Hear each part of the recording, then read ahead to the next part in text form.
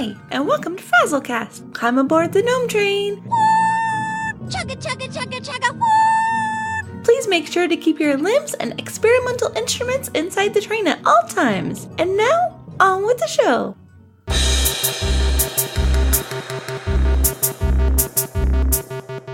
A podcast by a Blizzard fan gnome about World of Warcraft and geeky stuff. I promise you, they do talk about the World of Warcraft. They just go off the rails sometimes.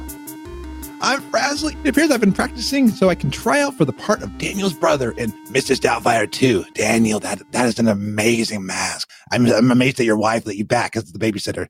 So due to miscommunication, we lost our tank, but thankfully it's not a wipe. And I am joined by an awesome party tonight. So someone Battle Res Navax of the Unshackled Fury podcast, and we have Sal of the Darkmoon Herald and the Converted podcast, and Epic Insanity of the Frozen Nerd podcast, who popped in when I requested us into looking for podcasts and got our tank for the evening. So tonight we will talk about the raid, kind of brush up on our lightsaber skills, and then do a little bit of problem solving about community engagement. So hello everybody. Hi. Hey. Hi. It's great to have you on, and already I've been hearing talks about like New York and talks about like beer and different alcohol. I have no clue. I'm in the same boat, Fraz. Don't worry. I don't drink either. Okay, good. Yeah. We had a ghost in Sal's apartment. That's true. There was a ghost here 5 minutes ago. So, Epic Insanity, what time is it? 8:20. Oh, okay. So in the show, what time is it? It's time to go around the table. Great idea. So what have we been up to recently? We'll start with the Battle Res Warrior Navax. Tell me about being Battle Res, man. So recently I had to switch roles up. Oh. Yeah, so I've been raiding as a DPS warrior now since Legion. You know, Arms, Fury, I've been doing all that. But recently I've had to swap roles, go back and put on the old sword and board and pick up, you know, the tanking thing again. So I've been having a lot of fun doing that. Recently, I started leveling up my other tanks and all that good stuff. My raid team recently, this past week, we downed heroic Rastakhan. I don't know how far you guys are along in the raid, but the fight's a lot of fun. We worked on Mechatork a little bit. Heroic Mechatork is not as bad as heroic Rastakhan. We got Mechatork down to 40%. But yeah, we're having a lot of fun doing that. I don't particularly like that part of the raid because you know, you have to switch. So I know. Hold on, we're gonna be friendly tonight on the show because I know Epic Insanity, you are predominantly Horde. We're gonna keep it neutral here with this. So I'm just gonna say the last part of the fight, the last three bosses, not particularly my favorite, just because I'm turned into a Forsaken and I don't like my skin falling off me and all that good stuff. You know. Other than that, I've been also leveling up a paladin with my wife who's playing an arms warrior, and we're having a lot of fun doing that. Is your wife Geek Chic Lisa? My wife is Geek Chic Lisa. Yes, she is. And I think what she likes the most about playing a warrior, well, she was playing a shaman and she was having fun blasting things. And then she was playing a hunter and then she was having fun doing all that kind of stuff. But then I would come in and she's like, what are you doing with your character that you're just killing stuff so fast? And I'm just like, well, you know, it's a warrior and it's just really, really fun. You just pull a lot of stuff. She's like, well, I want to do that. So we boosted up a warrior for her and she's playing arms. She's actually, you know, it's nice because I'm actually 2 levels lower than she is. So whenever we're doing quests, I'll pull like 3 or 4 things and she just comes up and blows them all up. And it's a lot of fun because I get to heal her along the way. And I actually don't need to heal her because she's figured out the class like perfect now so that she's pulling multiple things and using her heal spell and all that kind of good stuff, the victory rush and all that. I mean, she's already doing what took you 15 years to learn. Exactly. No. You're absolutely right, Sal. It took me 15 years and it's a practice, you know, and I still don't have it right. It is what it is. But outside of WoW, I took part in something called Project Stream on Google, which, they streamed the game. The only game that was streaming was Assassin's Creed Odyssey. And I had a lot of fun playing that game. Dare I say I will say it's almost as fun as Witcher 3. Yeah. I love that game and I love Assassin's Creed Odyssey. They are both fantastic games. And the fact that this game streamed perfectly was amazing to me. Like I didn't have to install anything. I would just go to the browser, load it up, and I was able to play it, and it was awesome. So over Christmas, Ubisoft said, so we really appreciate you testing this out, and as a gift, we're going to give you this game for free. So I was like, wow, that's really cool. So I finally got that yesterday. And it's because you're an influencer. No. I couldn't even say that without I signed up for the beta, and I got in, I think, because of my video card specs at the time. I think they were looking for people with high-end and mid-tier video cards and things like that. But I managed to get into that. And other than that, my wife and I binge-watched Pen 15 on Hulu. I've not seen it yet, but I saw people talking about it because I want to get that because my AIM name was Virtual Carl Banks. So you actually took advantage and used AIM then, right? Oh yeah. I mean, it was how our group talked. And in fact, I still remember a youth group meeting where after the youth group meeting, our entire group, except for me, I was never in the part of the AIM crowd. They went on and they roasted our youth minister and basically had the youth minister quit the day after, all through an AIM chat room. Oh, wow. See, Fraz, I'm going to tell you, this was set in the year 2000. Like, the show is set in the year 2000. So I was already at the job I'm at right now. Like, that's crazy to me. So, yeah, because I graduated in 1995. Oh, wait. What, university or high school? High school 95. So, okay. No, I mean, but I'm just saying that's when that's when I was on AOL and stuff like, I was playing with dial-up AOL. So I didn't get into AIM. I wasn't into the whole AIM messaging stuff. I had ICQ, I had Prodigy, I had all that kind of stuff. Prodigy, old school stuff. So I played WoW beta, vanilla and all that. No, I didn't. I'm not throwing that out there. But other than that, my podcasting partner in crime, Berserker, and I recorded an episode of Dark Moon Herald with Sal and Ringmaster Kevin, and we enjoyed that a ton. And Sal, thanks for having us on, and Kevin, thanks for having us on. That had nothing to do with me. If that were me, I wouldn't have invited you. I know that.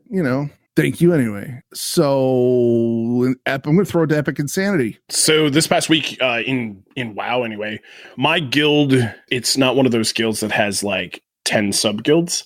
So we have to.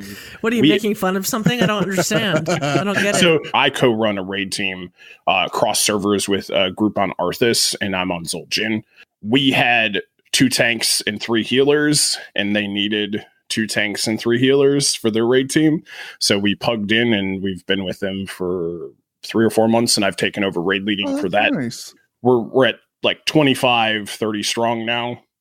So we have enough to kind of separate into our own groups, but we're so far enjoying each other.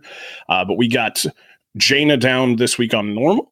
So that was felt good. That's really good. Yeah. We got Jade Masters down on heroic. We spent like an hour and a half on Jaina. We had like 7 pulls and killed her. We're just trying to get the mechanics of everything down. So now that we've killed Jaina,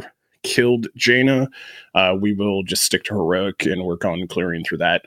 We got opulence down to like 60% with like that's a fun 4 fight. pulls. So it'll die. But yeah, I'm ready to go to Rastakhan because that fight just looks more fun. But I have to get through Conclave, but that'll be okay. That'll be more fun with frogs. So I'm excited about that. How did you like that blockade fight on normal? That's the one we actually got hung up on. Yeah, you and literally everyone else in the world. We cleared 7 of 9 normal first week and hit blockade and just got stuck. A lot of it was we have a lot of people who have never really raided before, and they weren't understanding the concept of like when a puddle forms under your feet, you move, but you stand next to it to form more puddles close together. So they were running like across the room, and we just had puddles everywhere. So we were getting the boat phases were easy, but we were getting to the main phase, and we were just like had no room to do anything. Then when we finally went back, like 2 weeks later, we got it in like 4 pulls. But a lot of it was just like we had a lot of people who were just joining the raid team who were a little under geared. So we were trying to get them like at least up to like 380 item level, since the rest of us were 390, 395. So we're trying to get them caught up. But now that we're kind of to a point where none of us need anything off of normal, we're refusing to go back. So, well, that's a personal responsibility fight. The idea is that on normal, that's the hardest boss. And then once you figure out that boss, though, and you're good to go on heroic. Like it's hard, Yeah. right? But like the one that people get caught up on heroic is Mechatork. Yeah. Which a lot of that I think is the fact that on normal Communication. Yeah, I was saying normal, everybody can see what icons are on the bots, which on heroic, we've mastered that because we use a WeCora string for everything, and it spams the person's name who's in the thing. Then it makes it so one person, we just have it set up that one person takes lead. They're the speaker in Discord. They speak and they call out the other people. So it's always, we have like 30% of our Discord actually speaks, so it works out well, but we just have to have somebody in that group actually speak. So, because we ran into that in the normal, we got like 3 people in there that like mute their mics, and we're like, oh, this isn't going to go over well. But Mechatork, for people who don't know, Mechatork is basically you have to be on voice comms. Yeah. Like you have to, just for communication. And now normal, it's like everyone can see what's going on. On heroic, the people outside of these like bots can see what's going on. But on mythic, I think only the people who are inside the bots. And there's like 3 people. So I think on mythic, it's like you legit have to be on voice comms. I don't know how you would do it on mythic without it. Well, I mean, I think it's because gnomes know it's all about community, and we're just trying to bring people together. It's a very small drive community. people insane. I mean, It's true.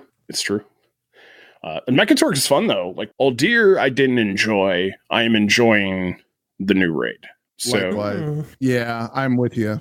I'm outside and there's sunlight. I do get to turn to Smelly Alliance for a little bit, but I go Night Elf because I play Tauren, so I get to Shadow Meld on boss fights and drop threat as a tank. That's cool. It's great fun. Yeah. Why? Like, I love the idea of it, but the racial switch, I hate it because I use War Stomp all the time to stun ads, and I can't do that when I don't have that. And then it auto defaults that button in my keybinds to the racial for Shadow Meld. So you're just not taking any damage. And so then all of a sudden I just disappear and all threat drops off me and people die. Drop have. It's a good time. Also this week we did raid things. Got heated. It was fun. Typical raid week. And then Thursday night, because I'm going to be gone this weekend, we ran our Mythic Plus 10s. So we ran through a 9 and a 10 this week. Thankfully, we got really good keys this week. Unfortunately, the fixes aren't very good for the keys we got. So we ran a Motherload 9, which is fun with Necrotic because you can't really run anywhere. Thankfully, I got to Boomkin for that. I normally bear Druid or Guardian, so I didn't have to tank because we had 2 tanks. And then I farmed our Island Expeditions, and we won 9,000 to 168. Go Team Alliance. Way to collect that Azerite, all 160 of it. They just kept attacking us for some reason. We couldn't figure it out, but we're okay with that. I started leveling my Pally because this person on Twitter told me that I need to bring the Justice. So yes, I guess I'll play a Pally. So I started leveling my Pally this past week. And then I played outside of WoW. I play a metric ton of Overwatch. So with the new Paris map rolling out this past week, I had to live up to my Frozen nerds and go play it. And then outside of that, like everyone talks about all these games, and you guys talking about Witcher games and all this stuff, and I'm like, I haven't played another non-Blizzard game in like 5 years. I don't even know what that means. Outside of the gaming sphere, I just worked like a lot. So I'm excited to not be working and having some me time right now. So it's pleasant. It's pleasant so far. And you definitely do work a lot. I mean, I'm just always amazed at like how much editing you do. I mean, that's just like, it's hard enough for me to edit this stuff during the week. Yeah. So for those who don't know, I do podcast editing, full-time freelance. This week was a rare week. I got a lot of new clients, but this week I think I did 40 some podcasts already, and it's only Friday as we record this. I work 7 days a week, so I'll still work probably 10 hours on Saturday and 10 hours on Sunday. Wow. So my weeks run Monday through Sunday. I work for a podcast production company, and I edit 30 podcasts just for them. Wow. And then that's awesome. On top of that, and do a ton of podcasts. None are fun, though, unfortunately. They're all like I was going to say, that doesn't sound fun to me at all. No, it's all business podcasts. And I'm talking like removing ums and stutters and false starts. Oh, so you're listening to every second of it. I bet you he doesn't. I bet you, though, do you have to listen every second, or have you gotten to the point where you can actually look at the spectrum and go, that's an that's an I could tell, because after a while you can see tell, what an looks like. Oh, what's funny is like Frozen Nerds, I don't edit at all. Like, it's literally chop it up, throw it in the mixer, throw it up, done. Like 15 minutes max. That's all I'll give that show. Like, we record in a way that we're both using studio microphones. There's no background noise. I don't care about ums in my own show anymore because it's just too much work. And an hour show, we're looking at about 2 hours of my own time to edit that. No, thank you.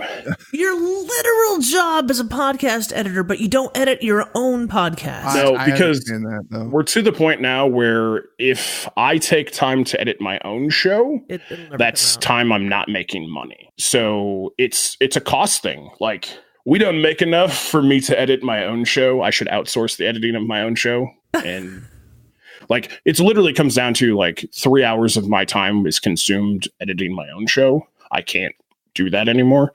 I don't have 3 hours of time to do that. So I don't. But a lot of it is like I'm working with our show. We're working with Pristine Audio. So the audio is good quality coming in because we both record locally with studio mics and everything. And I have presets set for our show. Everything's just cut and paste. It's ready to go. Whereas, like, I did a podcast edit for Gary Vee, one of his shows. He was a guest on one of my clients' shows. So I got to edit a podcast with Gary Vee. So if anybody knows him, he's a big entrepreneur, big influencer, big guy in the inspiration.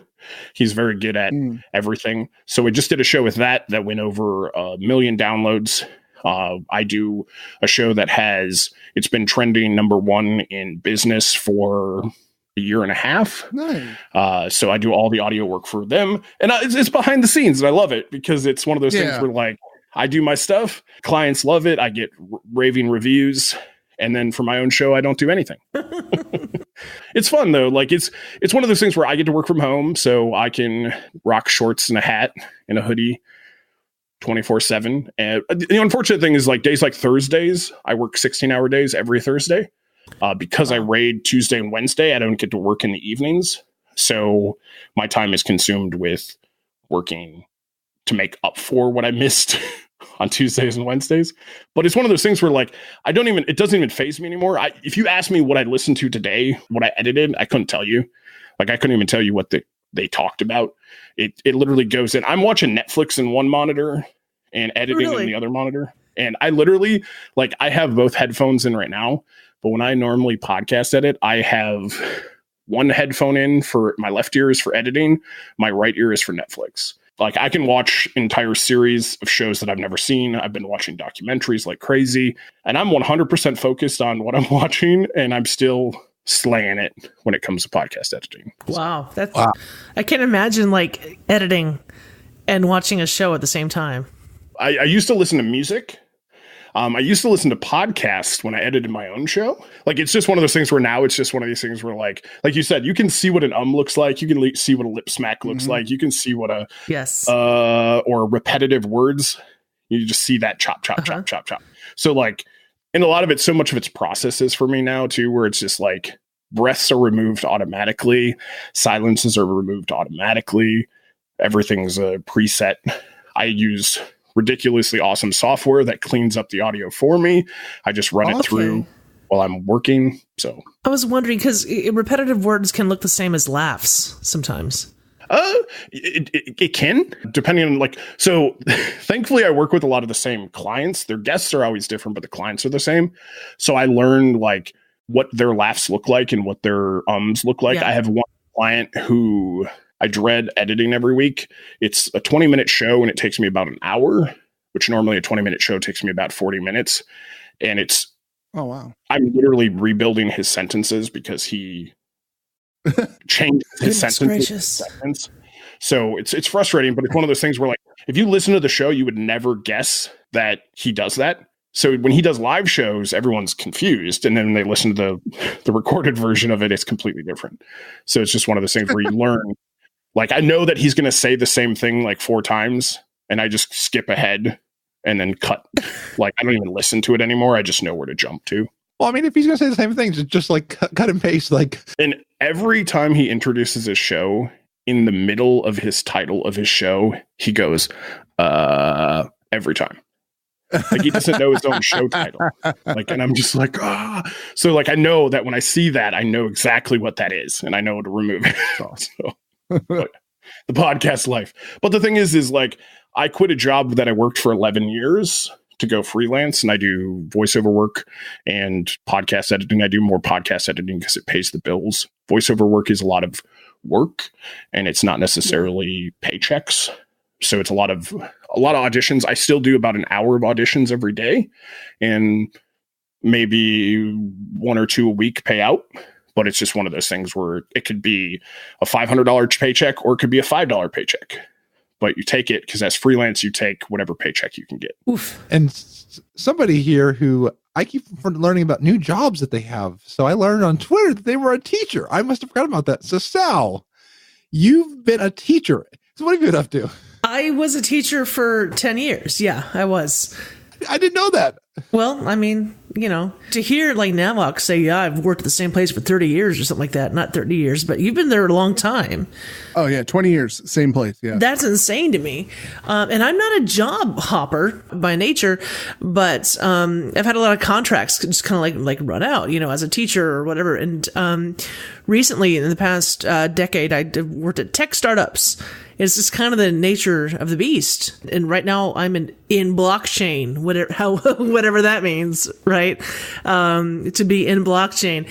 I do like the kind of Wild West nature of tech startups. It's great. New York is a great place to be in that realm.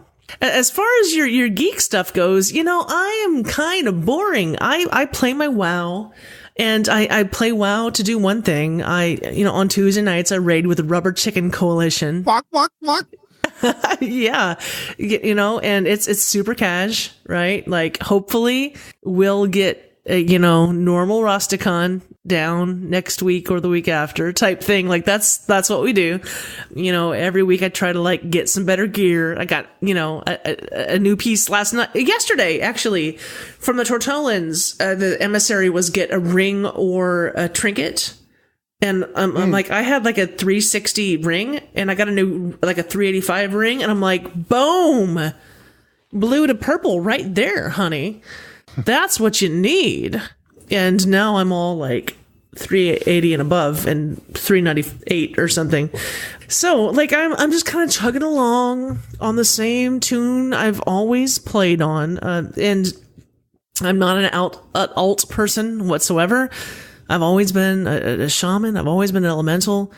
Except that time I tried to do enhance, and then my raid team was like, "Oh, but we need range though." And enhance is fun, yo. Enhance is real fun. Oh, but we need ranged. That's always a deal. It's like Navox trying to go DPS. Dude, you're always going to be pulled into a tank. That's just always going to happen, man. Yeah, but hey, you roll with it. I suppose. But I'll never be a healer. I'll never be a healer. That's a non-starter. That's it. DPS kills bosses. That's where I go. I do want to point out that my friend Navox, whom I've known for years, I can tell you some dirt on this guy, first of all. Okay, that my friend Navox went a whole 90 seconds, at least 90 seconds, without mentioning Witcher 3. That's right. When he was first doing his thing today.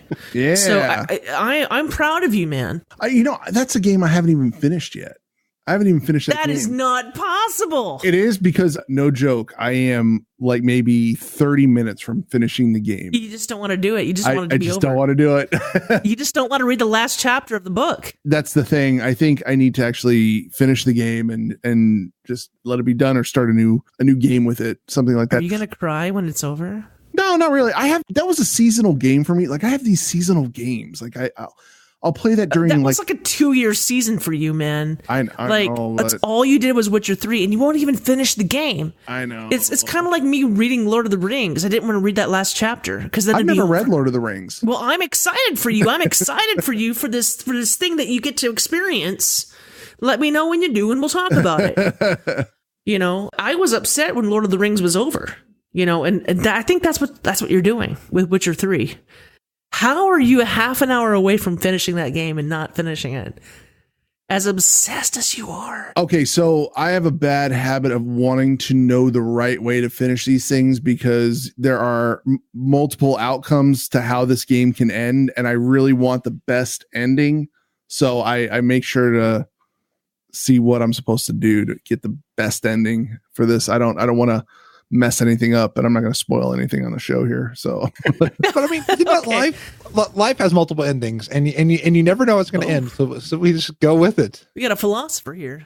But to know that there is actually a really good ending, you really want to get that good ending, and so that is true. I and I got to find what the cheat code is to find that right ending. I mean, I think everyone here can agree that we want to see Navox get the happy ending. You know, yeah.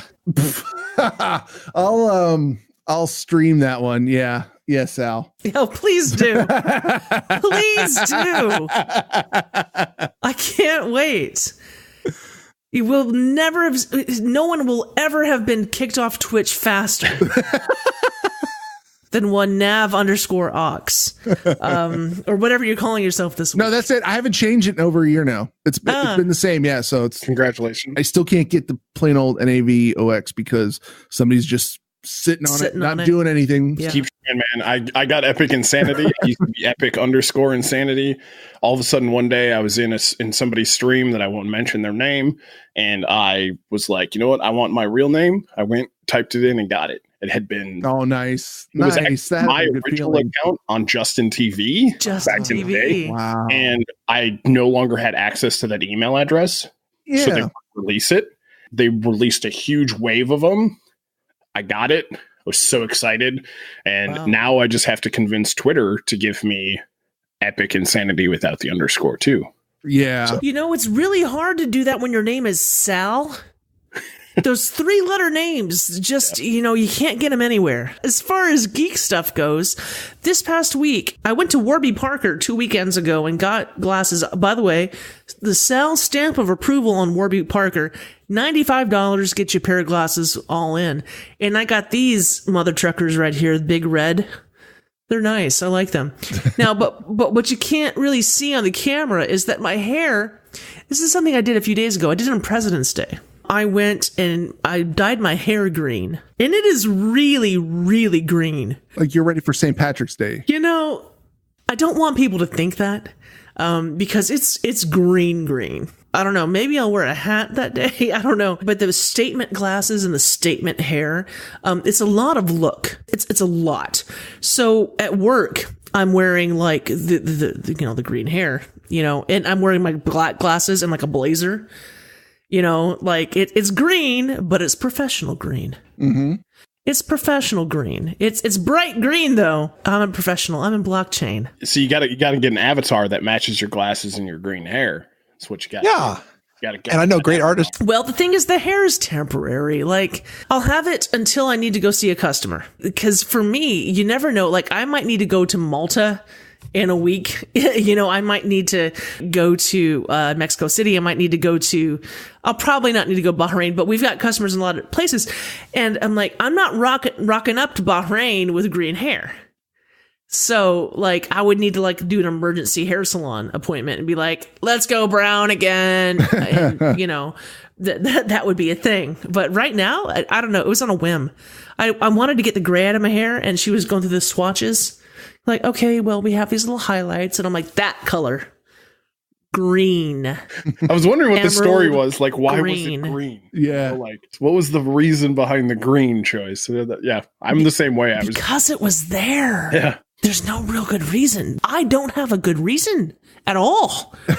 I needed to get my gray covered, but I wanted to get the, what is it called? Balayage? I don't know, because I don't get my hair done ever. But I let the gray kind of like go out. I've been gray since like 17, so it's like a normal thing for me. I let it grow out. I'm like, okay, I'm going to go get like these big highlights, and I'm going to have something, so that it'll look okay as it grows out. Women, you know what I'm talking about. And then as we're going through the swatches, the green was there, and I said, that one. It was a split-second decision. Okay. And now I have really, really green hair. Are you okay with it though, Sal? I'm having regrets now about my hair. Because you can't, I'm like, Sal's coming now. I feel like she has to have a conversation with us, and I feel like she's getting all these emotions out at the moment.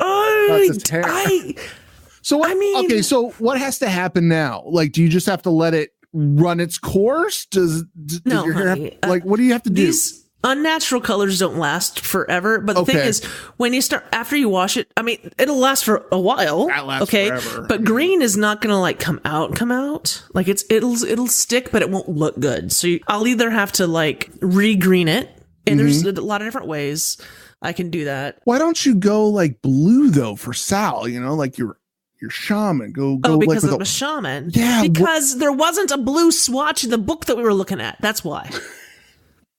Listen, I didn't go in and Bring say, your hey, own. I didn't walk into the salon saying I'm going to have green hair. I walked into the salon saying I'm going to cover up my grays. 4 hours later, I walked out looking like a leprechaun. I got They're green always hair. after me, Lucky Charms. I mean, everyone loves it, right? But I'm kind of like, I am a professional, though. I might have to get in front of customers, and I might have to wear a wig. Honestly, I think I might have done this because, it's just been cloudy and it's been snowing, and that seasonal affective disorder thing, that's real, man. I am so over. I'm over it. I'm over this cold. I'm over it. I'm just, Preach it. Tell me about it. We're supposed to get 8 to 16 inches of snow tomorrow. OMG. I feel so bad for you guys. That's awful. Okay, we're not getting that at all. It's going to be sunny and like 50 degrees tomorrow, but still, I want it. I don't know. I'm done with. I'm done. Yeah. Oh, I am and too. maybe I did this to maybe I have really green hair because I just wanted to cheer myself up.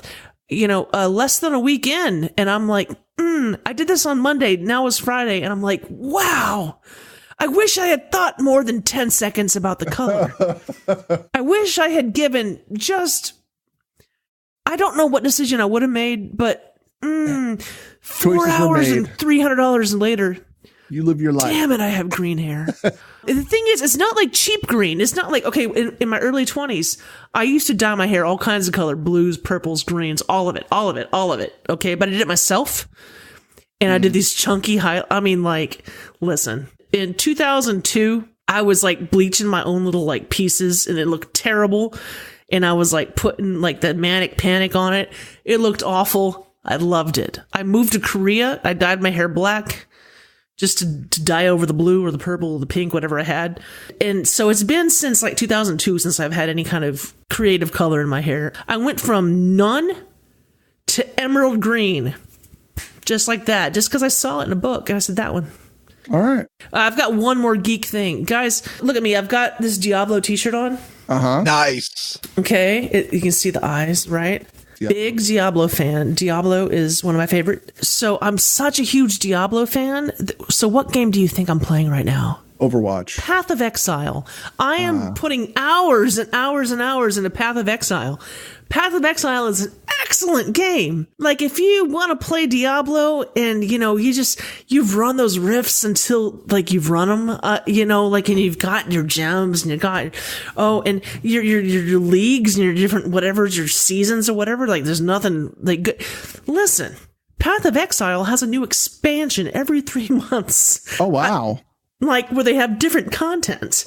It's okay, you're playing through the same story, but with like different kind of like activities or whatever. And these big activities, if people like them well enough, they'll make it to the main game. And that's pretty cool. So Betrayal is ending now, and another expansion is beginning in like 2 weeks.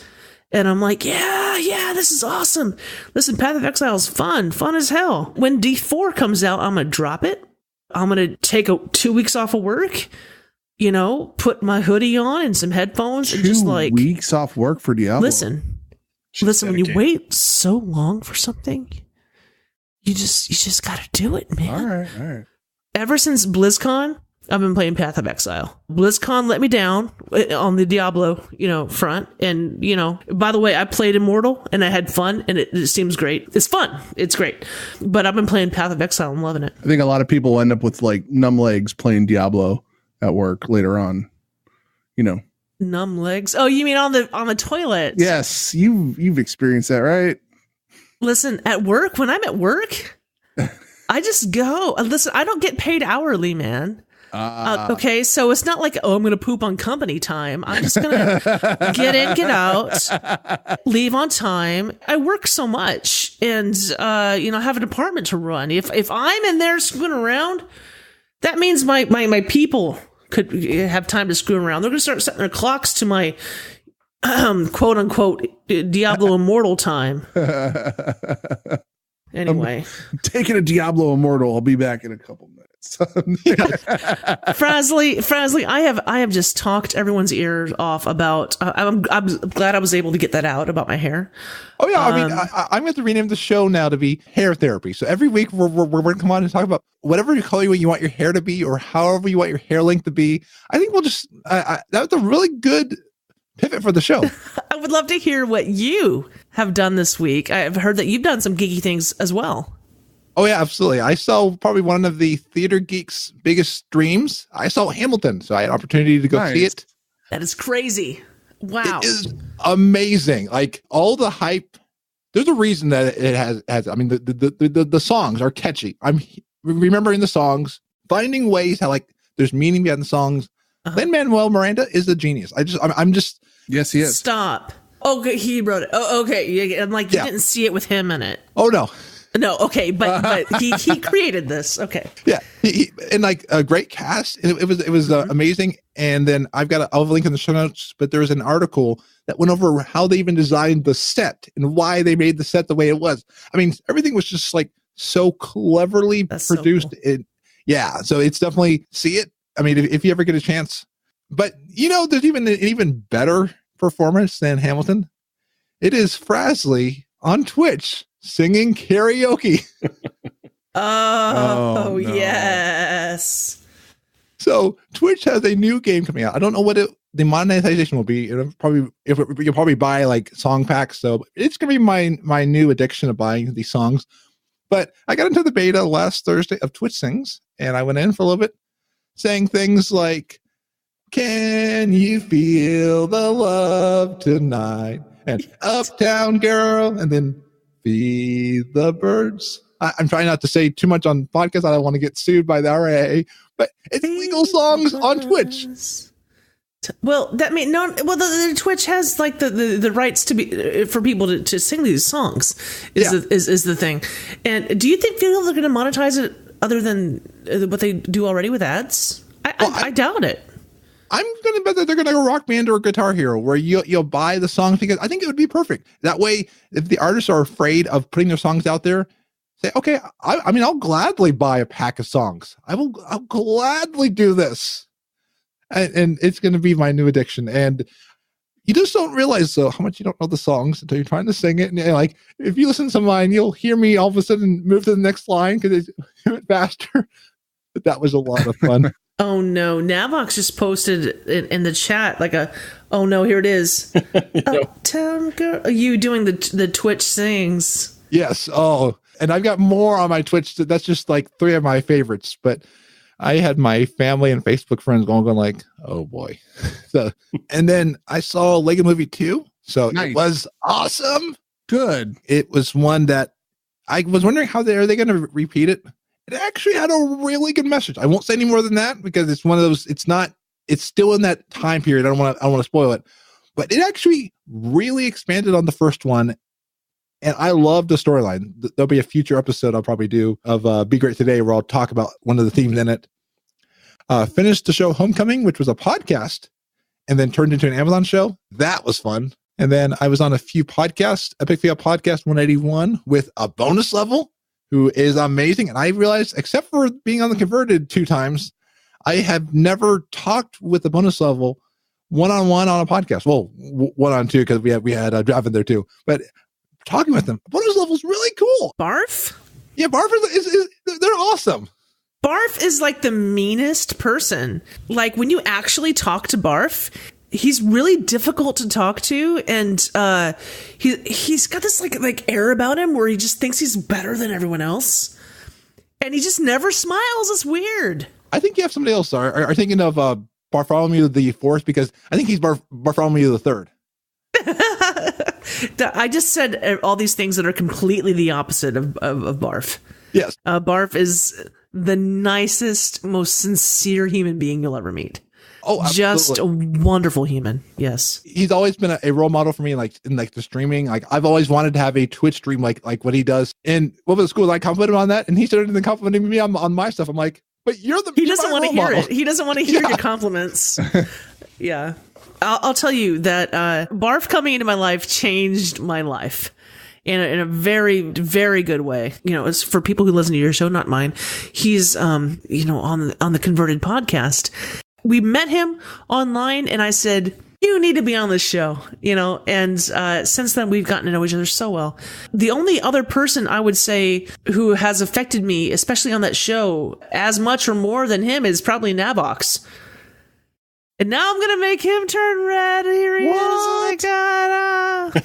And as soon as I find out more about Epic Insanity, I'm sure I'm going to have something nice to say about him as well. Oh, Epic Insanity is awesome. I mean, doubtful. I was afraid to message you the first time on Discord, and then all of a sudden, like, now we're chatting and we're sharing pics and stuff like that. Now we chat like all day, every day. Like, my Discord is just constantly. I'm like, it's also fun because of talking to him, like talking to Frasley. Like it's fun to talk to him because it's the audio stuff. Like I have somebody that understands my audio talk, so it's always good to have somebody that I can vent to. When that client just really wants some reverb added to their entire podcast. Reverb added. Yeah, I can do that. I mean. Yeah, I can go talk to somebody about it and they'll understand what I'm going through. Nobody wants to hear that. Nobody wants to listen to that for half an hour. You want to listen to this for like the next 20 hours? Like no. Okay, I'll turn it off. Nobody wants to hear that. No. I have this one guy on my raid team. If I turn on any of the effects, he does not like it. He's very vocal about not liking it. And then for the rest of the night, I know that he mutes me because then when I'm talking normally, he'll try to talk right over me in Discord. It's like, who is it? Oh, I'm not calling anybody out. We all got to get along, Sal. Do I know them? Yeah, I do. I totally know them. We'll talk. Share that tea. Oh no! All over the carpet, all this tea. Oh, someone's got to clean up all that spilt tea. I'm up on the memes. So I've got swag. You're like the youngest one out of all of us, so you better be up on them. You're the one that's supposed to know that reference and understand it. Me, I had to look it up. I did too. I look up what tea meant because I love Shane Dawson. Shane Dawson, someone that I love watching on YouTube. I think it mentioning tea. I was like, what's this tea? I want coffee. Tea's gossip. Yeah. Okay, I get it. You spill the tea, you spill gossip. That's my guilty pleasure when I'm not working or playing video games. I'm watching trash YouTube videos, like the trashiest ones. Don't call Shane Dawson trash. No, I love him. I love him to death. But yeah, Jonathan Starr does makeup tutorials, and he's the most amazing. OMG. Listen, he's got so many stories. His life will affect us all. And stories are great because like I was on Morgan's How and I met them through a group how, and through that group how I met Silverbolt, and through that Silverbolt joined TTR, and through that I joined TTR, and I met Sal and Navox there, and I don't know where I met Epic and Sandy. I met you somewhere. That's where I met a lot of my podcasting friends. And then finally in WoW, my Horde Hunter is now 115. Is that your Navox voice? This is my Horde Hunter voice. Okay. He's over in Voldoon, finally meeting Princess Solange, Bonsomdi. There's so much good storyline on the Horde and on the Alliance. And In Vol'dun, I was just dying of laughter. I clicked on this rickety plank. I went soaring down the sand dunes. It's so much fun. Except when you do it and it takes you away from the quest that you're trying to complete. Yes, that was me too. Why did I click on it? I know that there's an achievement linked to clicking on like 5 of them. I have to do it. That's my life. And the quests are what takes you to the raids. And all of the quests have been leading up to a raid that we're in right now, the Battle of Dazar'alor. So I have to admit, I have not actually raided it. I've not even done LFR. So I have to rely on all of you. I've been leveling my hunter. All right. But what do you think of the raid so far? I've seen the outside and I love what I've seen, but what do you all of you think of the raid? I think Epic Insanity hit the head of the nail at the beginning of the podcast here was that we're finally outside. We're not inside all the time. Like typically I don't enjoy the first raids in any expansion. Don't ask me why. I just don't like them. It's always the second and third raid that come out that are just so much better. And the fact that the Alliance launched this attack on, Dazar'alor to try to stop the trolls from, making that pact with the Horde and trying to do some sort of spearhead tactic, take out the leader. And spoiler alert, we actually do. We end up, killing King Rastakhan at some point there during the raid. The storyline itself, we started out this expansion and it was the Horde burning the world tree. And then it was the Alliance hitting Lordaeron. And then all of a sudden, nothing. There was nothing. I don't actually feel like there's any sort of conflict unless I'm in war mode and we're out there duking it out. I don't feel like there's this. They built up this conflict, then there was nothing for a very, very long time.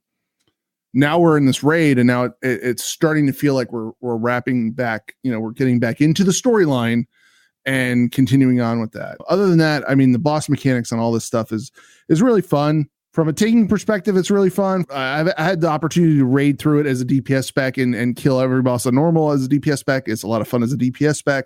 The fight mechanics on Jaina are amazing. I love that fight. So from the Horde perspective, it sucks that we're like fighting in our capital city. Like, feels like Siege of Orgrimmar all over again. Yeah. It's also kind of that like, oh, just kidding. He doesn't really die at 5%. We capture them or they port away. So it's like this same storyline that I've already played through for an entire Mists of Pandaria. But the nice thing about it is it's that outdoor experience, but also the way that they played off for Horde, our first 3 fights are Horde. Then we switched to Alliance for 3 fights. 3 fights, yeah. Mekatork, yeah. And then we switch back to Horde for the final one. So it's kind of that nice little spice up. Halfway through our raid, we get something different. As a tank also, and I've been tanking since Wrath of the Lich King, so I've had a lot of experience looking at bosses from the underneath. It's been a pleasant experience for tanking because things are different. I'm tanking 3 ads. One of them magically blinds me. I'm getting chucked by a giant ape across the room, and I have to play whack-a-mole to make sure that my off-tank and me taunt when we're supposed to, because if we get wrong debuffs, one of us gets one shot. So it's kind of fun. Jaina is a lot of fun. Final boss is a lot of fun. The only thing I feel like Jaina on normal wasn't as difficult as I expected Jaina on normal to be. Like our first night, we did 3 pulls and we got her to 7%. Oh, and nice. All of us had a clue what we were doing. Like we had watched videos, but we hadn't like seen it before. So it was one of those things where it was like, oh, like that's the fight. I watched Method wipe on it 300 times on Mythic on the live stream, so I knew like what was going on, but I hadn't like participated myself. Even though like I was cringing for each one of their wipes because as a raid leader, I can feel for that. Like my team, when we wiped for 10 times, I'm like ready to call it. Yeah, but we still raid for 3 hours. Overall, like even the lore of it, I'm not a big lore person. I actually watched the cinematics for the first time tonight before we podcast record, because I have DBM set up to skip cinematics and raid because I don't like to waste time. I like to just go. So I don't like to waste that precious time watching a beautifully made video. So I watch them a lot of outside of game. So I went and read up on it. I was like, oh yeah, that's kind of the story I got from my own perspective of being inside the dungeon. I think the thing is yeah, like you were saying, first raid is never pleasurable. It's never fun. It doesn't give us that happy ending. So the first raid was such a letdown that I think anything was better. Like I've already had people compare this to like ICC and Ulduar. Really? And I'm like, that's funny. You guys are dumb. Like those were iconic raids. This is a Siege of Orgrimmar 2.0 for me because we're doing the same thing. Yes. Yeah. So, like, I do like the style. I like how Blizzard incorporated a lot of stuff. It's a lot of fun.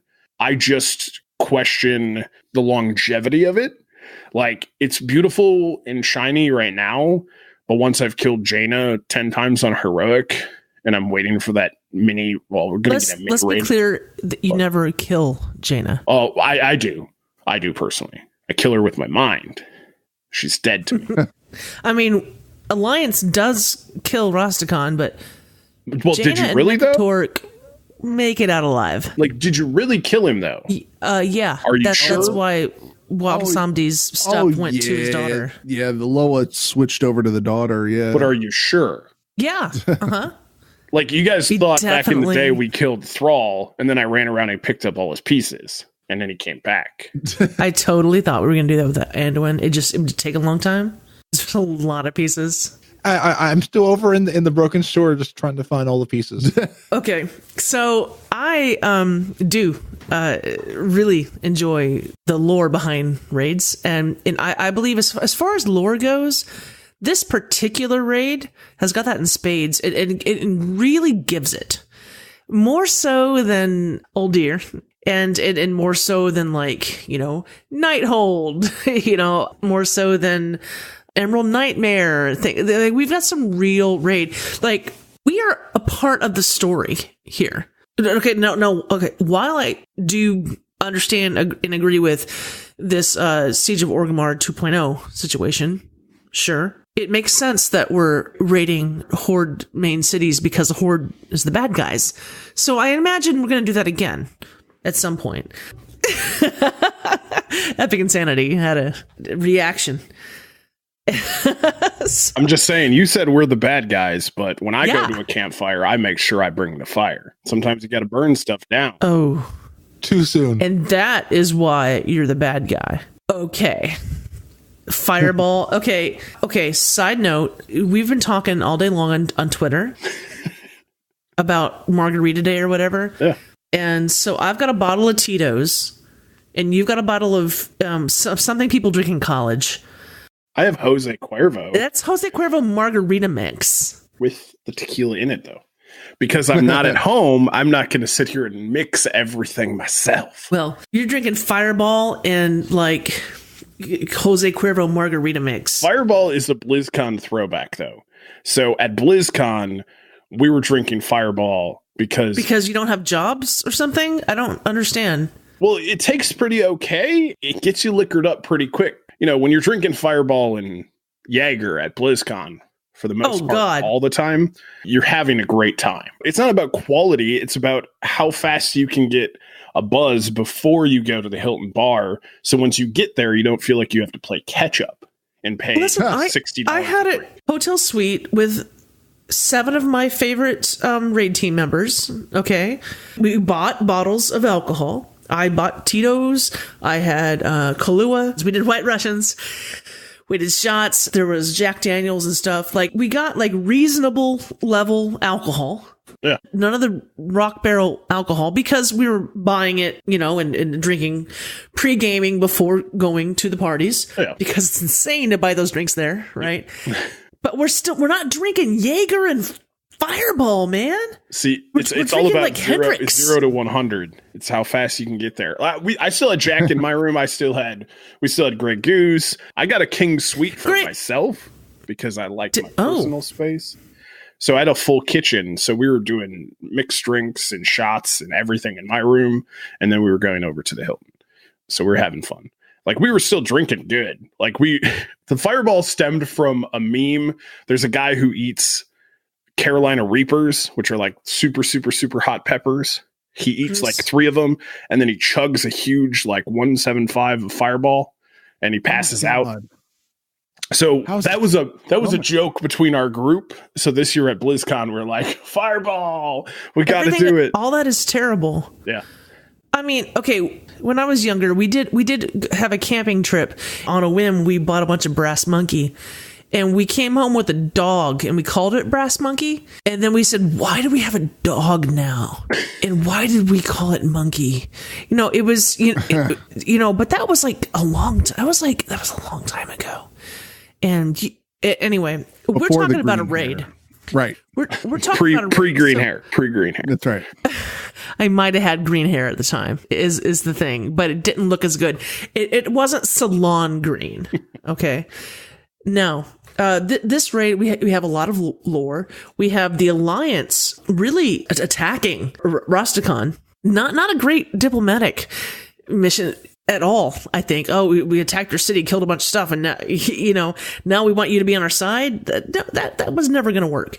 So we're going in, and I do like this whole like aggressive nature of it, because I do feel like the Alliance has been like, little puppies in this whole thing. Like the burning of Teldrassil. OMG. That was huge. Yeah. That was insane. And it's like, oh, we're going to get you back with Lordaeron. No, because Lordaeron was like emptied already, and it was basically already lost. Yeah. Not the same. Teldrassil hurt. And now we've got Tyrande and Malfurion being a lot different than they have been in the World of Warcraft past. Regular Warcraft might be. And I'm actually glad. I'm so glad the Alliance is super aggressive right now. I played Alliance way back in the day, and then I found the light and I switched to Horde. But I do have multiple level 110s on Airy Peak on the Alliance side. Do you happen to be in the Convert to Raid guild on Airy Peak? No, I am not. What? Well, and everybody, I have to say, Epic Insanity is no longer on the show today, so. No, I actually, the problem, I actually had some of my friends that used to be, I don't know if they still are, were like greeters and stuff. I actually had them remove my characters because I don't play them enough, and I didn't want to take up slots because I knew how important it is. Like if I'm just casually playing like once a month a character, I don't want to be taking up a spot for somebody else that is actually going to be actively playing a character in a guild. So like a lot of it is I have a community over there that I talk to. I have people over there on Battletag that are on that server that I talk to. So like I still have connections to the guild. It was just one of those things where I'm like, they were keeping my characters in the guild because they knew it was me when they were doing the purges. And I was like, don't. Oh, I was going to say, we do purges. Yeah. So, sure. But the thing, I get it. Like with that many people, you gotta get rid of the, like I have people in my guild right now in Zul'jin that have been offline for 6 years. Like if you have 1,000 people in a guild, you can't sit on somebody that's been gone for 6 years, or that level 21 tune that nobody's ever going to log back on because they forgot about it. So it's one of those things where it's like, what I do is every expansion I play the Alliance side to get the story. I'm super excited to see this story because when I go to Kul Tiras to do my world quests, I have no clue why I'm there as Horde. Oh, and that's why I've been enjoying playing the Horde side is I've gotten to know the storyline better on Zandalar now because the storyline on Kul Tiras is amazing, but I was trying to figure out why are we over on Zandalar? Yeah, I'm like, I see it. Vol'dun is like, that was my favorite zone ever. Like, it might go down in history of my favorite zone I've ever participated in. And I loved old school back in the day. I loved the shear. I loved the mechanic of like the water. Like nobody liked it, but I did. That was good once. Yeah, but it's one of those things where it's like Vol'dun is like, I could go hang out in the sand all day. It's not even the Fox people. Like, I don't even care. It's the whole, the story out there was just fun. It wasn't, tied necessarily 100% to, the war aspect. There's 2 other zones for Horde that are, 9,000% troll related, and most of us are sick of trolls. So most of us aren't playing Hearthstone right now because we don't want to play with trolls.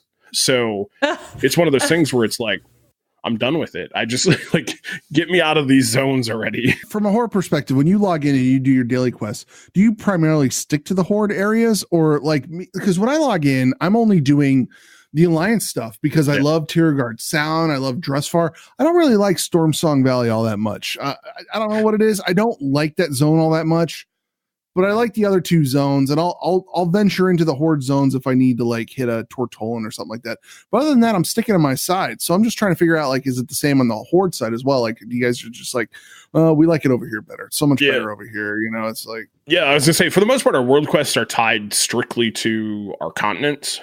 So it's going to be our reps for the day. Obviously, you have Champions Vazaroth and the Turtles. You'll have to travel. For those, I specifically just wait till the next day so I don't have to travel. I spend a lot of time in Dressfar just picking flowers because flowers. It's where they spawn. Exactly. Which is sad because it's not even the flowers I use. I sell them to buy the flowers I need because no one on a horde likes to. Oh, you need the anchorweed. Yeah, and anchorweed spawns like crazy with the Winter's Kiss or Winter's Bite or whatever. I was wondering where all the flowers have gone. Oh, that's true. No. The Winter's Kiss. You just go and you pick all the Winter's Kiss, and then the anchorweed comes up. That's true. And you'll find that in Drustvar. I'm the Tauren Druid with War Mode in bear form picking flowers. So if you want to pick a fight with me, my name is Bear Insanity. Just go ahead. You ain't going to kill me because I'm a bear. We're going to take you're a bear 1,000 damage and we're going to still keep going. Like, I don't even stop to kill you. I just keep picking flowers and keep running. Like, I don't even do anything. I don't even care. Like, you're not going to kill me. To try to kill you would be unbearable. It would be. Oh.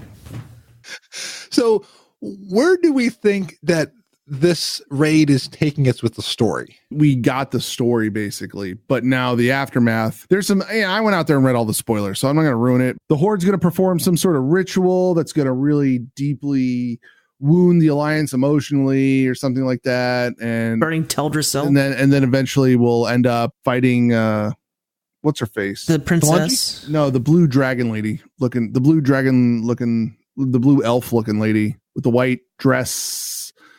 Tyrande? No. She was in that Warbringers. Ashara. Ashara. Yeah. Is that it? Yeah, Ashara. Okay, cool. Yeah. Old God. Yes. Old God.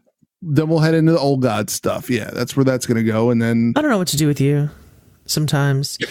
Like the elf lady, and she's blue. Is it because she's sad or she dyed her hair? Like, we're confused. I'm the same way though. Like, you try to tell me I couldn't tell you the difference between all the trolls right now either. Roxicon, who's he? Like, I don't even know what he looks like. Hey, you know what? I am Alliance through and through. I do think the trolls are interesting. I think the Loa thing is very interesting. You can have them. I think their history is interesting. No, I'm being real. I am too. Take them. As far as like a history and like the culture, to me they're the most interesting horde race, and I'm thinking they might be the most interesting race in the game to me. What? Yeah, just think of where did elves come from? Well, they were just trolls. Then there were night elves and there were blood elves and different kinds of evolution. Where did gnomes come from? Okay, that was old gods. Dwarves, old gods. Goblins, kind of old gods too. What were they? Trogs, I think. But they were drinking Kajamite. Kajacola. I mean, they ended up making Kajacola out of the Kajamite, right? That's all we drink on the Horde side. Is the Kajacola? Sure. So the goblins were created because of Kajamite coming out. So it's just like you just became a thing, right? And humans are one of the newer races. And then you just think about like who's like really old. Okay, there's dragons. Okay, because remember, dragons are sentient. I definitely would call dragons a race of Azeroth. They're not Horde or Alliance, but they're definitely a sentient race. So there's dragons, and there's trolls. Who's older than trolls? To me, their history and they're kind of like gods. That's super interesting. And I'll say, okay, the Draenei interest me a lot too. Orcs, not so much. Yes, they're kind of an old race, but like you know exactly where they came from. They evolved from different things on Draenor. If you read the books, you know you can figure that out. And the orcs were actually the smaller of the races from Draenor, originally from Draenor. But the Draenei, that's a huge history too.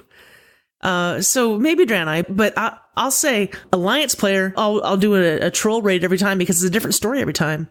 And my favorite raid of all time is what's it called? Oh my gosh, the one with the Thunder King. Throne of Thunder. Throne of Thunder. I was like, I can tell you every boss fight and what loot drops, but I can't tell you the name. I can tell you. I can explain to you every single man. I was kicking some turtles.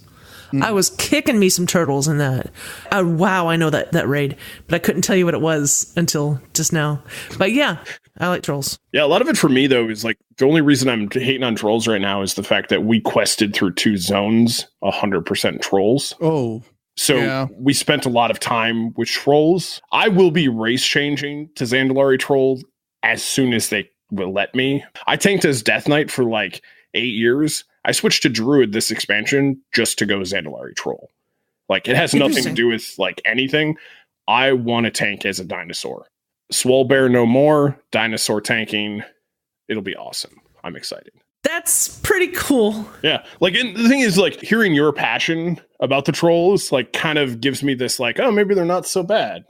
But it's one of those things where, like, for us, I mean, they're bad. We spent so many hours listening to them talk. Yeah. I'm done with it. Oh, yeah. The thing is, though, is I miss the troll raids. Like, if we go back in World of Warcraft time, ZA was, like, the bee's knees. In Burning Crusade, Lord. I spent way too much time in ZA farming mounts. ZG before that. I enjoy it. I enjoy a lot of the fights are different, like you said with the Loas. Like the Conclave in this dungeon is, as a tank, it's a horrible fight because it's really boring. But overall, the fight is very fun for everybody else. For us, it's like, oh, after so many of these thingies, I'm going to taunt and then go stand over here in this circle and not die. So I definitely find that fight fun. Yeah. I think Blizz gives. I think they do give tanks a break in between some of the fights. So I like that because, like, on Opulence, it's just like, what am I doing? I'm just going to take and spank the stuff, and then I'm going to look for your debuff that looks like a little broken gem. Then you're going to look for my debuff that looks like a little broken gem, and that's when we taunt off each other. Yeah, I wish they would let me take a different gem though, because I don't want the gem that I'm going to take. I want a DPS gem. Yeah. And I also wish there was a little bit more like some sort of indicator of certain mechanics coming up. Like, for example, the first boss champions, when you run in there for Prot Warriors, you can spell reflect your stacks off of the first boss. I wish there was just something there. And when one of my DPS guys goes, so when the wave comes out, hit your spell reflect, and by the time the wave casts by, you'll be able to drop your stacks. I was like, son of a gun. And that was like, it was awesome. I love that. So see what we do is our Prot Warrior just gets blinded and then it comes to me. And then by the time he's unblinded, he taunts back and his stacks drop. Like we actually use the blind mechanic just to make it easier.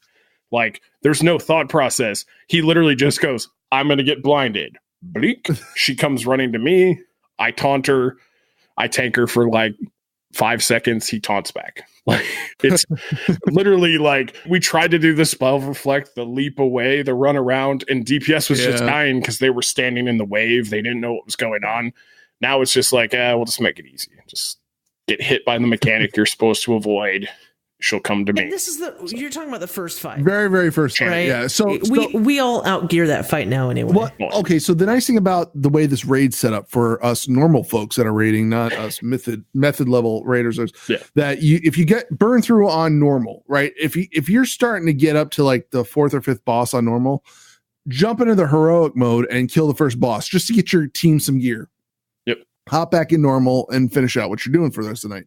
Same thing on heroic. If you're getting up, killing the first 4 or 5 bosses, jump into mythic, kill the first boss again. Because it drops best in slot for a lot of classes. So my team won't do that. Oh, that's a shame because you guys. I know absolutely. I know for certain you guys could probably down that boss. Oh, I do too. Yeah. It's like, oh, but we want to see the content. I mean, I get that, but we spend about 20 minutes between bosses, like handing out loot and like memeing. Wow. Yeah. You know, no. and which is fine. That's what we do, you know, and we like sing songs to each other. Download personal loot helper. Everybody in the raid gets personal loot helper. Turn it on so that if it's an upgrade for you. No, honey. That's I love not that. what. It's so much better. No, we're not trying to find out like who gets what gear. We're just going, okay, I have this gear that I don't need. So who wants to roll on it? And then it's like, no, you take it. No, you take it. No, I think that's why I said get more. personal loot helper. That's why it simplifies everything for you. Because if somebody wants it, they just click. If your raid leader has, was it Orc or Orca? It's an old school raid add-on. It shows every piece of gear that everybody has, so you can just mouse over and see what everybody has. Like my group, we just do if you looted it, it's yours. If you want to put it up for everybody else, put it up for everybody else. But while you're trying to decide that, I'm pulling trash because we kind of do that, except for the last sentence. Except for while you're doing that, like we stop everything while people trade loot. My group is upset because we read from 8 to 11 Tuesdays and Wednesdays at 9:30, which is the halfway point for raid. If we're not actively attacking a boss at the time, immediately an alarm goes off on my computer and we take break. No questions asked. People hate it because like the other night we wiped on Jade at 3% and it was 9:27. So we took break and everyone's like, let's just pull it and kill it. I'm like, or we could take break. And like I run a very, very tight ship. Uh-huh. One of the complaints that I always got from people was we always took too much time on loot. Now, half the time I don't even loot the boss. I'm already running to the next trash pack. Yeah. Like, the boss's body just fell over and I'm already like pulling the next ad. Like I hate it that the first boss, I have to stand there and wait for the stupid cutscene to technically end before the trash spawns. Like I sit there and like run in circles freaking out because I just want to kill things. I just want to keep moving. All this anger and all this hatred, sometimes it's good to take a break from games. And what if we could take our geekdom into the real world? So we all love Star Wars. Star Trek. Yes. Okay. I would say that this next thing will get you closer to stuff with Star Trek. I like Star Wars, yeah. France has announced that lightsaber dueling will be a recognized official sport in France. Mm-hmm. So I saw this and I just thought this was incredible. A sport that was created inside of Star Wars is now recognized as a real thing. And I think I was reading it's going to use fencing rules. So it's going to teach people fencing. Oh, fencing rules. Kind of fencing, but the strikes have to come, the tip of the blade has to go behind the head first before making a strike. Because they want the full lightsaber effect. And when you have lightsaber fights, they're big, sweeping strikes and things like that. So it's not, the boring stabby fencing, it's, I like it. I did kendo for like 10 years. I had so much fun doing that. I still have my armor. I have all that stuff. And I find this all fascinating, very fascinating. But, I saw this on Twitter last week. And I'm like, this is really, really fun. This looks like a blast. So there's like official rules and everything? Yeah. It's just another thing that Europe is doing better than us is that acceptance of different things being considered an actual sport. Like, I'm all for this. Like, heck yeah. Like, I'm at my sister's house and I know that my nephew has a lightsaber upstairs. Like, right. I'm ready to throw down. Like, let's do this. Like, I'm just excited that like it is an activity. Like, have you ever like even people that like do LARPing and stuff too? Like, have you ever picked up an actual metal sword and held it for a long period of time? That thing is heavy. Like, that takes some strength. That's not just like a Nerf sword. To be able to move around with an actual piece of lightsaber, like plastic, quote unquote, and swing it the way that they're swinging it at the speeds that they're swinging it in this video. Like, I'm like, man, you got some skill. It's exciting that there's other things being finally accepted, so us nerds can rock out a little more. Because I would definitely do this because it would be to me more interesting than even some of the other sports, and I would definitely get into it. I can see myself being that Star Wars kid and stuff like that. Oh yeah, the word sport, isn't it? Yeah, yeah. So that means that I'm not interested. Do I have to like take my makeup off and sweat? That's not Sal the Edgelord. the Edgelord. What does that mean? Is that edgy? I'm edgy. I am wearing black with like blood red glasses right now and green hair. Oh my god! And I'm wearing like all black because it's cold and I'm in the basement. So, I mean, and I tried wearing a leather jacket. It got too hot. Yeah, it's really green though. Yeah, you can see it now. Like you can see it when you get really close like that. It's pretty green. And Ali's saying in chat that I need to recreate the Star Wars kid. I will absolutely do that. Because I did my dancing to the electric slide and the Cupid shuffle. So Star Wars Kids is on my next thing. I love that. Hey, Frazly, I want to tell you something. I'm having a lot of fun. This is fun. This is an excellent time, and I'm telling you this because number one, it's true. Number two, I am a little bit drunk. I was going to say that was a very drunk comment. Hold up. Stop the whole podcast. I got to tell you something. This is fun. No. Wait, hold up. We live in great times, Frazly. This is fun. Yeah. So, Fraz, why don't we just jump on to the question? Because I saw this on Twitter last week, and I thought this was real interesting. This comes from somebody who, is obviously listening to some of these podcasts and, had a question and just didn't know what to do or how to ask, or her question was too long or something. But why don't you fill us in on this? Anna, who runs the General Chat podcast, was saying that there are podcasts that request listener questions. We definitely do that because it helps. Yes. And they said that they would love to write in. They are really bad at writing short and succinct questions. So they were wondering, how do I explain my situation fully without making my question too long? And I wanted to ask the three of you because you're podcasters. And I also want to pose it to the wider podcasting community as well for Blizzard. I actually love it when people write into the show because one, it means they've listened to your podcast. And I think that's something that honestly, you would think it means very little, but for people to produce a podcast and then have somebody go, "Hey, I listen to your podcast," that means the most out of anything. Like if you just sat through and listened to one of our podcasts, that means the most. And we love that. You should see the three of us are just like really violently nodding our heads right now. So for somebody to take time and write a question in, take as much time as you want.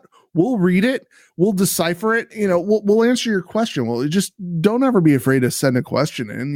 It's nice. That's the nice thing about having the podcasting community. Look, we're a bunch of regular people that are just talking about a video game that we love, and it's just all part of the community. It's just, it's just a fun thing. To even piggyback off that too, a lot of people are hesitant about asking other people to be guest hosts on their show. Yeah. It literally comes down to like, there's probably like 5 people that I can, well, maybe not even 5. 5 might be generous.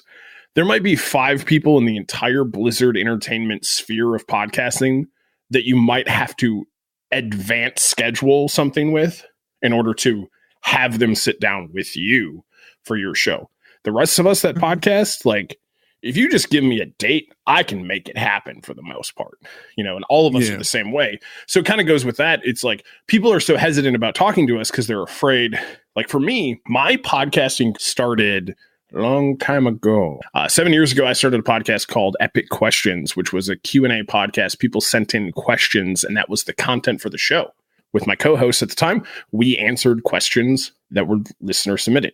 If listeners didn't submit questions, we didn't have a podcast. Right. So our entire podcast was built on that. We stopped doing that because we stopped getting questions, and people were mad. Like, you're so like, why did you stop? I still get emails to this day. I tried to resurrect that podcast. I just don't have the oomph to do it. I want to, I just can't. But it was one of those things where the entire podcast was structured and built around listener engagement. And the thing was we had tons of listeners, but they just wanted to hear us answer other people's questions. They didn't really care what we talked about. They were just excited that we were putting out shows. So even today, I would love to get an email on Frozen Nerds that's a question. If it's 17 pages long, we just refer to those as digital novels. And we're glad that you took the time to send us your novel. I read everything that comes through, even spam. There is a prince in South Africa that wants to give me. He emails us all the time at our podcast email address, and it's awesome. I talk to him on a frequent basis. So Epic, I sent them about 35,000 last week. With how much did you send? You're gonna get that back. You're gonna get that back tenfold. Yeah, absolutely. Okay, good. Guaranteed every time. Definitely. Just it'll take a couple days. Like time zones, those are a thing, so it takes a while. And and you got to claim a little bit less on the customs form. Just don't have them. Yeah, the whole. But what you really got to do is buy it in like Apple gift cards. Oh yeah. So when you do that, it definitely helps. Yeah, it does. And eBay usually has those cheaper every once in a while. So smart. Oh, I can sell them to you really cheap though too. Just email. But what you do is like for me, I have this plan. And you can get in on it too, but you get people underneath you to do the same thing. And then eventually, it works out in the end. It's great. And Sal, you were telling me about for Christmas this year, you wanted me to buy a gift for one person and I will get between 5 and 36 presents back. Was that correct? That's the chain letter that I sent you. Yeah, absolutely. Oh, and if you break the chain, you're going to die. Yeah. And the gift was panties. I always need more of those. Do you remember? Did you do those in like the 90s? The panty letters, the chain letters with panties. It was a thing. I promise. It wasn't a dirty thing. It was teenagers sending each other underwear. Sounds kind of dirty. Now that I'm saying it. This episode brought to you by Me Undies or My Whatever Undies, that website? Sounds like it's brought to you in part by HPV at this point, but are you saying on the Dark Moon Herald and the Converted Podcast, people are sending panties to the shows all the time? Please don't do that ever. Okay, so now you're talking about emails. Okay, first of all, what Navox said, 100%, all we want is this participation. The fact that someone takes the time out of their day to write us anything, to tweet me, to do anything, blows my freaking mind. Yeah. Seriously. Yep. It's nuts when that happens, and it humbles me. It really does. And I promise you that other people feel the same way. So we've got what Navox said. Then Epic Insanity said is like, the podcast that we had depended on this kind of stuff, and that's true as well. Now you've got those podcasters that are, one of the 4 or 5 people that, Epic just mentioned. It's like, okay, well, you write in and maybe your email doesn't make it. Okay.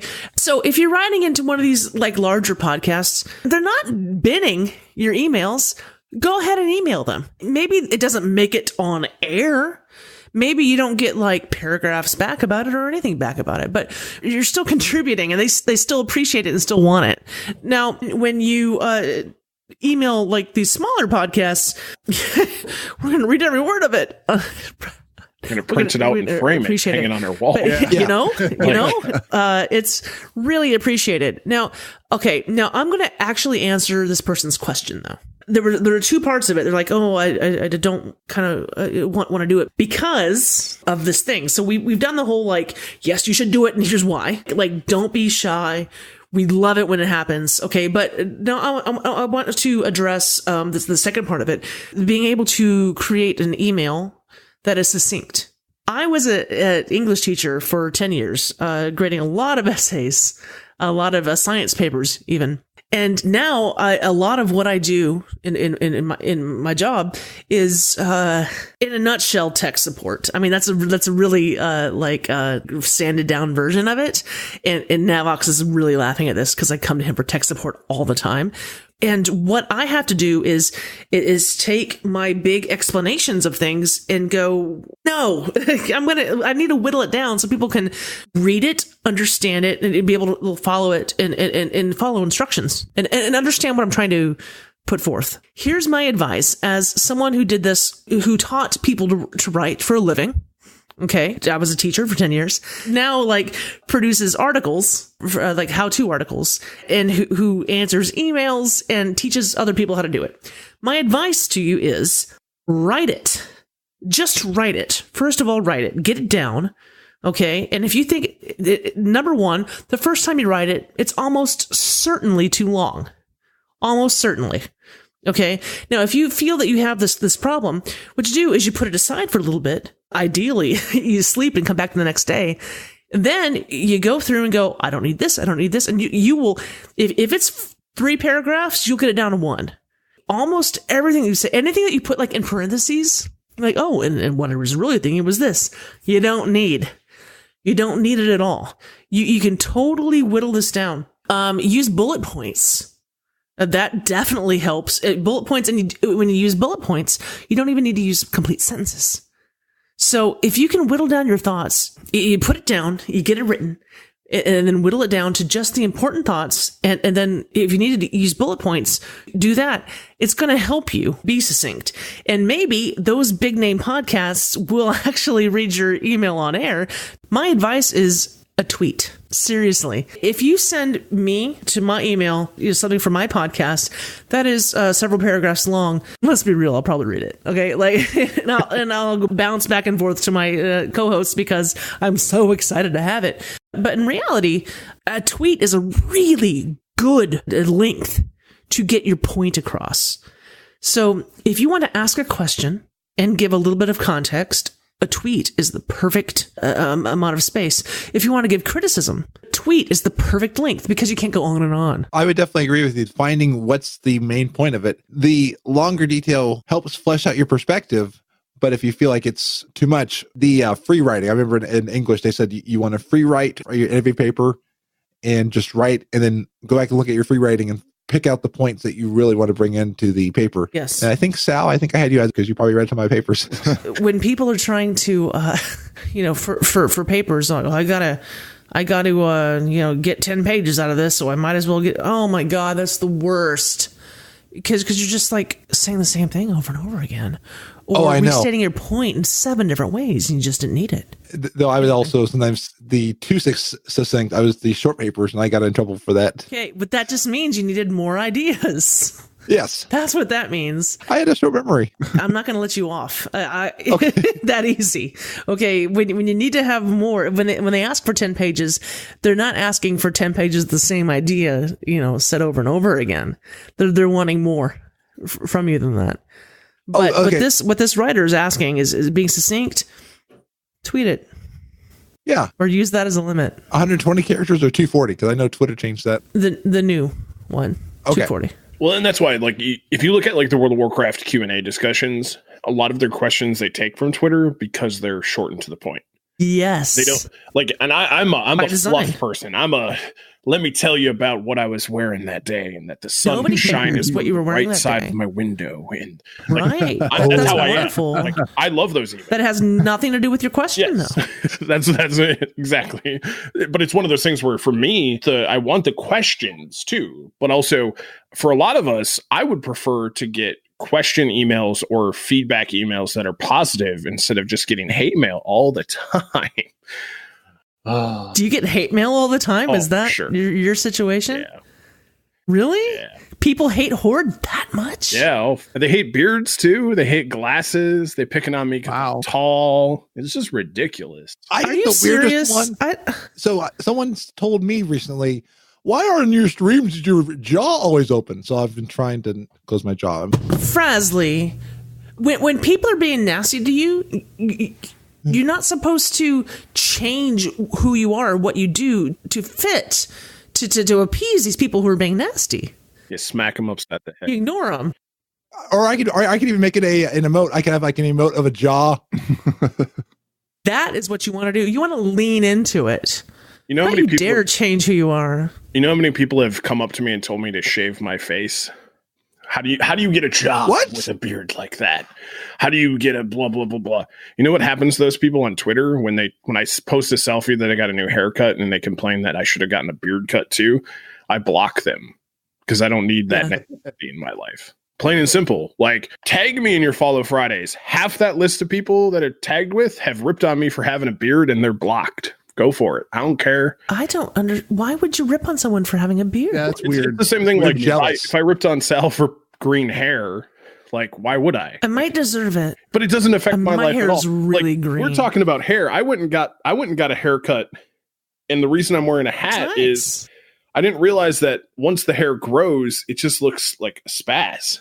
It's all slicked back, but it's like super long, but it's like a comb over. Just a tiny bit of putty will, oh my God, I've seen your beard in person, and you have it like on point, like all your like salves or whatever that you use for your beard. You might not know this, but I'm a beard influencer. I get paid monthly to have this beard on my face. Not even joking. That doesn't surprise me at all. I'm sponsored by a beard company.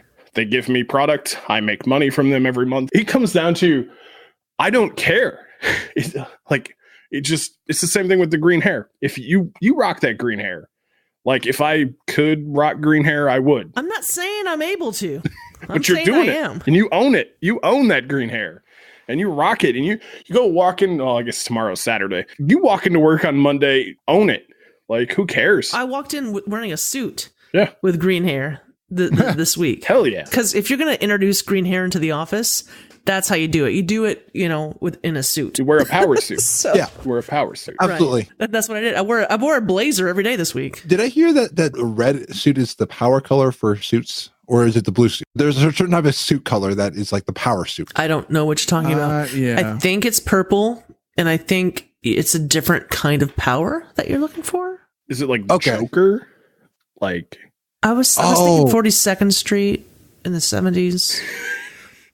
But Epic. But the thing is, all these crazy things that you use on your beard, they also make product for your hair and your head. Yeah, oh yeah. Just the tiniest bit of putty would tame that sticky up thing that you've got. Oh, like right now it's because today I put a stocking cap on, and then I was like, oh, I'm going to do a podcast. So I should probably put a baseball hat on. I actually, because my beard is sponsored, I get free hair product too. I do have putties, I do have pomades, I do have all that stuff. No joke. Before I had a beard, I went from not even owning a comb or a brush because I didn't need to now I travel with 2 brushes and 2 combs.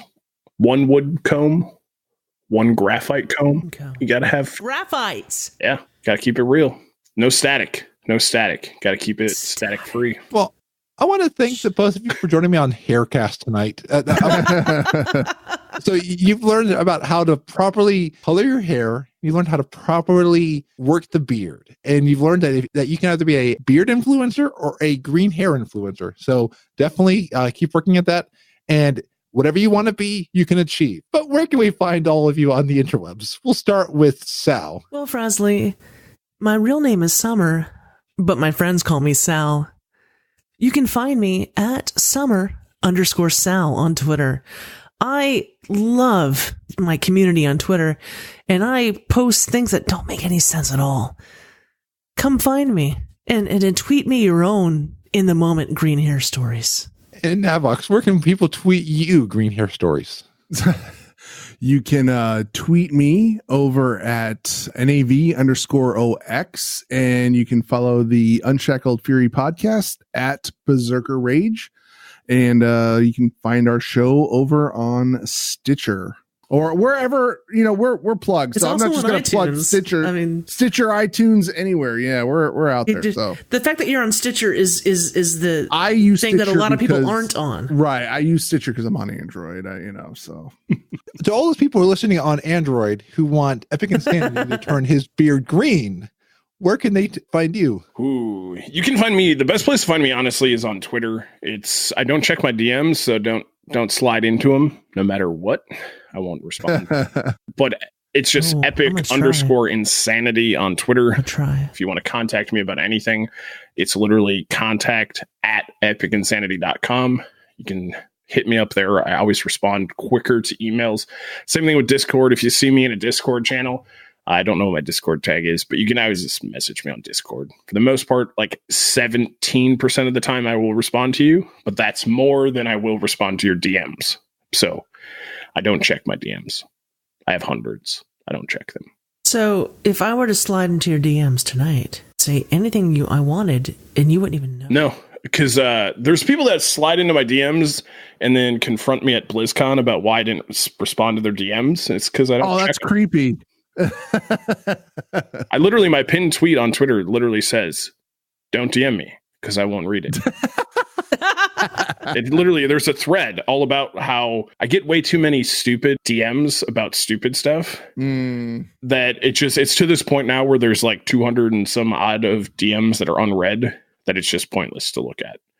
Like I said, I don't want to pick my favorite. You know, your parents didn't want to pick a favorite kid.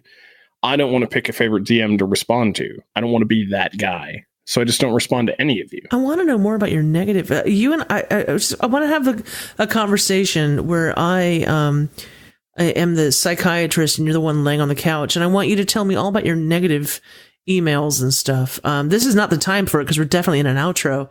But I'm really interested. You know what? I'll just slide into your DMs. We'll talk about it later. And I'm going to slide on out of here back to Ironforge. Activating customized Orca-safe transporter.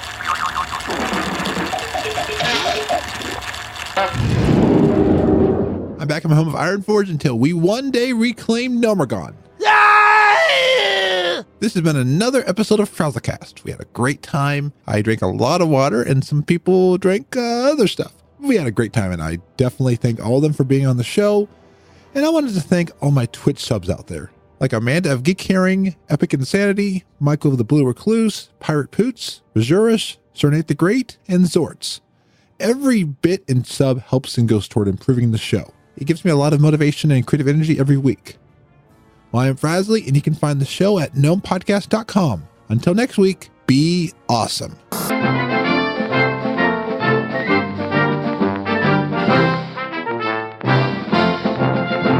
Welcome to the Frazly Report, a short broadcast by me, the Awesome Gnome, about World of Warcraft. So the 110th Orcars are happening this weekend. It is an event to celebrate the fine moving picture performances across Azeroth, as well as fan films, machinimas, and cinematics. This year's host will be Gorful Finn Doofenswackle, one of the finest thespians of our time. Mira will also be singing their new K-pop version of Dolly and Dot Are My Best Friends. They've definitely carried her through Dunes of Sand to become one of the hottest songs of, can I say it, our decade. It surpassed We Are All the Same on the portable audiophone charts, and last year the hit single of I'll Heal You Bae was performed at the event. Past winners of the Orcars include the likes of Oxhorn and Mindflame, as well as machinimas by Nixium. Predictions are that this year the Jaina Proudmoore Arcane Ship cinematic will steal the show. There's just something magical to that video. Karen Gregory and the team blew us all away. They cast their spell on us, and now the awards will be theirs. Tune in at 9 p.m. Eastern on Twitch, YouTube, Mixer, as well as special showings in all of the capital cities. 8.1.5 is also chugging along on the PTR. The hype is palpable. The dances for the Kotiran and Zandaloi trolls have been shown off, and this gnome can't wait to shut up and dance.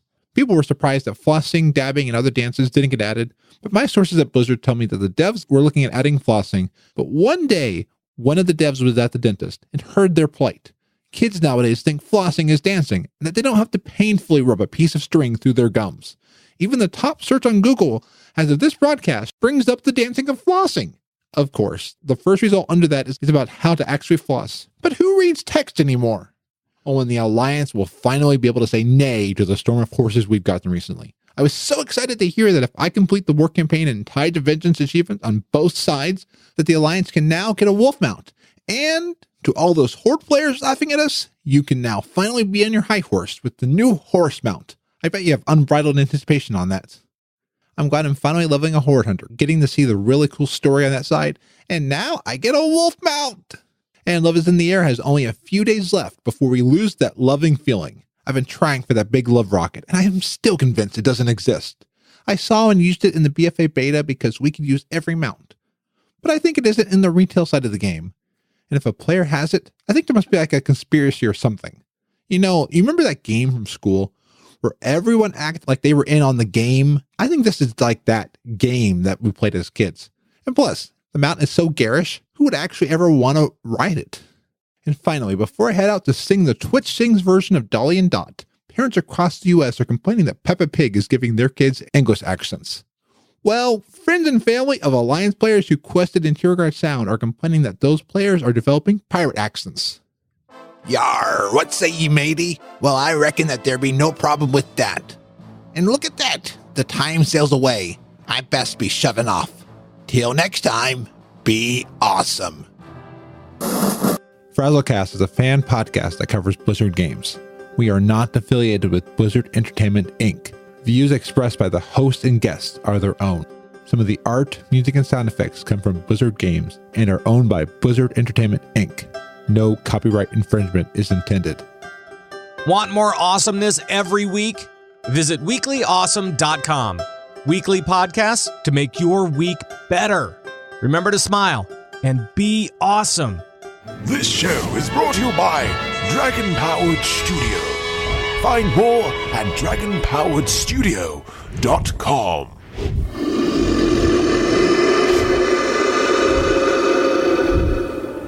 Dolly and Dot are my best friends. They pull my wagon through dunes of sand. They have small teeth and they love to eat. What is that screeching coming from your mouth?